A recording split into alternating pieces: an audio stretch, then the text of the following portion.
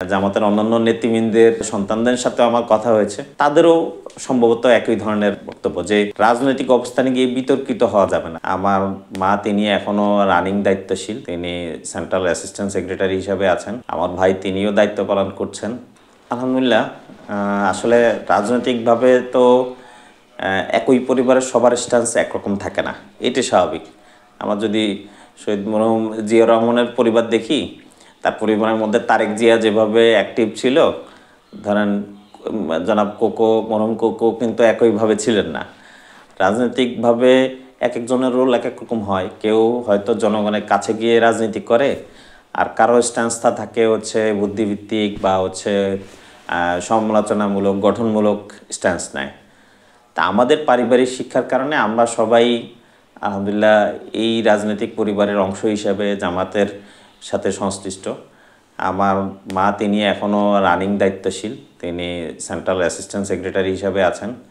আমার ভাই তিনিও দায়িত্ব পালন করছেন, তিনি একজন চিকিৎসক হিসেবে চিকিৎসকদের মাঝে দায়িত্ব পালন করে যাচ্ছেন। আমি আসলে ওভাবে একেবারে সরাসরি জড়িত না থাকলেও চিন্তা চেতনা মন মানসিকতার দিক থেকে এই আন্দোলনকে সাপোর্ট করি। কারণ হচ্ছে আমার দেখা, আমার পিতাকে আমি এক্সাম্পল হিসেবে দেখি। তিনি যদি মানুষ হিসেবে এই দলের প্রতিনিধিত্ব করে থাকেন এবং আমি ওনার মধ্যে ওভাবে নেগেটিভ কোনো কিছু দেখিনি এবং সাধারণ মানুষের রেসপন্সটাও দেখেছি, তো ডেফিনেটলি ওনার ভালো জিনিসগুলোই আমি গ্রহণ করার চেষ্টা করব এবং সেই দলের ভালো জিনিসটাই আমার গ্রহণীয় বলে আমি মনে করি। আমাদের অবস্থানটা এটাই যে যে কোনো দল ব্যক্তি কেউ কিন্তু ভুলের ঊর্ধ্বে না, কিন্তু সেখানে যেন এই ভুলটাকে না গ্রহণ করে আমরা ভালো জিনিসগুলোকে গ্রহণ করি। রাজনীতির যে কোনো দল করুক, দল করার তার একটা অধিকার। সেই জায়গায় আমার বক্তব্য হচ্ছে যে সেই দলের ভালো জিনিসগুলো মানুষ গ্রহণ করুক, খারাপ জিনিসগুলো যেন আমরা বর্জন করার সুযোগ থাকে।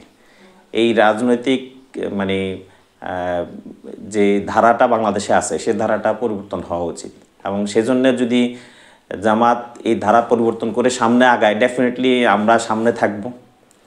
এবং যদি বাংলাদেশের মানুষের অধিকাংশই যদি সে এখনও নষ্ট ধারায় থাকে বা রাজনৈতিক সেই প্রতিহিংসার ধারায় থাকে, তাহলে নিশ্চয়ই যারা প্রতিহিংসা চায় না, যারা এটার ভুক্তভোগী, তারা নিশ্চয়ই এটার পক্ষে থাকবে না, এটাই স্বাভাবিক।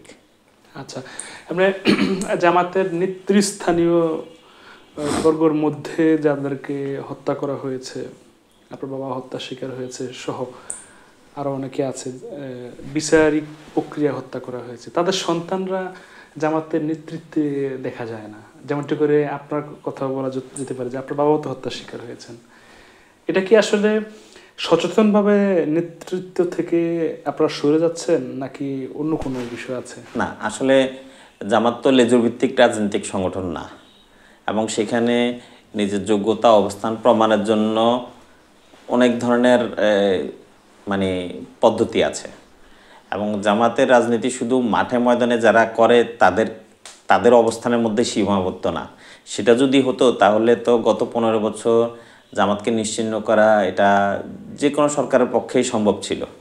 এবং আপনি দেখেছেন যে আপনি হয়তো জামাতের যারা অ্যাক্টিভ তাদেরকে যদি বিবেচনা করেন যে এরাই জামাতের মেইন শক্তি এবং জামাতের জন্য এরাই চালিকা শক্তি, তাহলে আসলে এটা ভুল বিশ্লেষণ করা হবে।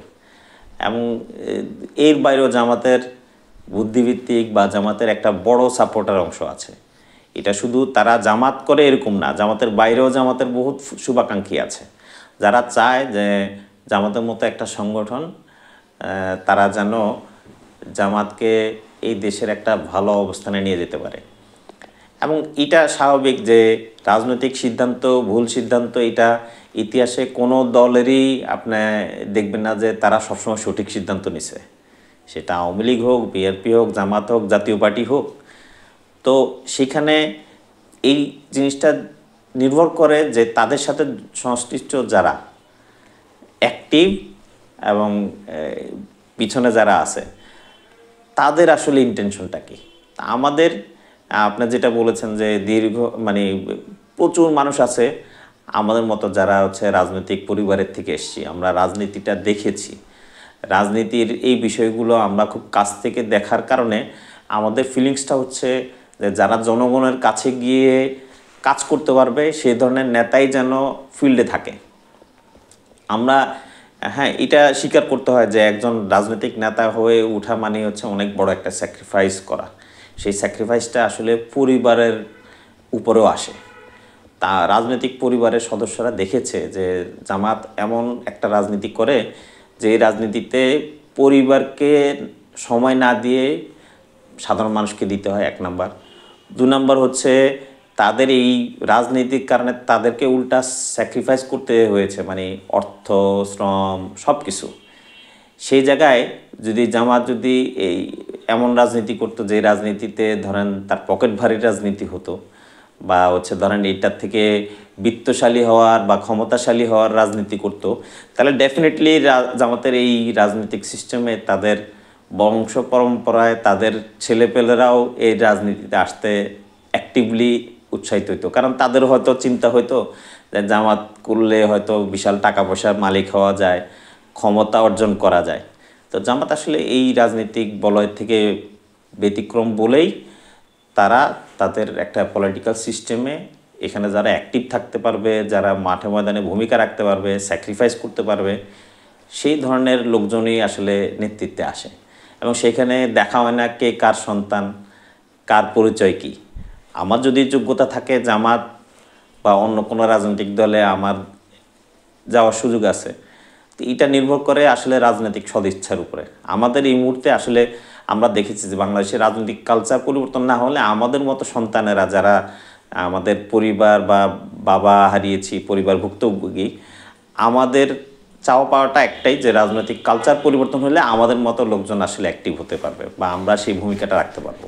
আমি এই জিনিসটাই আমার ফিলিংস। এখন আমার কাছে মনে হয় যে জামাতের অন্যান্য নেতৃবৃন্দের তাদের সন্তানদের সাথে আমার কথা হয়েছে, তাদেরও সম্ভবত একই ধরনের বক্তব্য যে রাজনৈতিক অবস্থানে গিয়ে বিতর্কিত হওয়া যাবে না। অর্থাৎ তাদের আমাদের বাবাদেরকে আমরা দেখেছি যে তাদের স্যাক্রিফাইসটা ছিল জনগণের জন্য, সাপোর্টারদের জন্য, দলের জন্য। সেই জায়গায় যেন আমাদের এই কার্যক্রমগুলো মানে নিজেকে গেইন করার কোনো পলিটিক্স না হয় আর কি।